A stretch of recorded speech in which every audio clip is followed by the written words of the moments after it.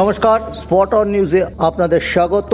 আগামীকাল শনিবার 25শে জানুয়ারি নৈহাটি স্টেডিয়ামে বেলা 3টের সময় আই লিগ সেকেন্ড ডিভিশনে অভিযান শুরু করছে ডায়মন্ড হারবার এফসি।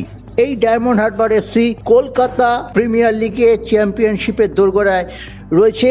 মহাবাডান এবং ইস্টবেঙ্গলকে হারালেই তারা জিতে যাবে, ঠিক এই প্রেক্ষিতে তারা ট্রয়ের বিরুদ্ধে খেলতে নামছে। তার আগে প্রেস কনফারেন্সে কিবু ভিকুনা যা বলেছেন সেটা তর্জমা করে আপনাদের জানিয়ে দিচ্ছি, কারণ তার ইংরেজি অ্যাকসেন্ট খুব একটা ভালো নয়, এটা আমরা জানি, তাই তার বক্তব্যটাই তুলে ধরছি আপনাদের সামনে। তিনি বলেছেন, আই লিগ 2 এর মঞ্চে বিদেশি খেলোয়াড় নেই, এটা ভারতীয়দের কাছে নিজেদের প্রমাণের বড় মঞ্চ। উঠতি খেলোয়াড়দের কাছে, আমার দলেও বেশ কিছু উঠতি খেলোয়াড় আছে, তাদের ওপর আমাদের আস্থা রাখছি। আমি প্রায় 1.5 মাস প্রস্তুতি নিয়ে এই টুর্নামেন্টে খেলতে নামছি, যদিও আমি নিয়মিত 6 জন খেলোয়াড়কে পাইনি সন্তোষ ট্রফির জন্য। তারা প্র্যাকটিসে যোগ দেওয়ার পর 10 দিন একসাথে গোটা দল প্র্যাকটিস করেছে, তারা ম্যাচ ফিটই আছে, আমার কোনো অসুবিধা নেই।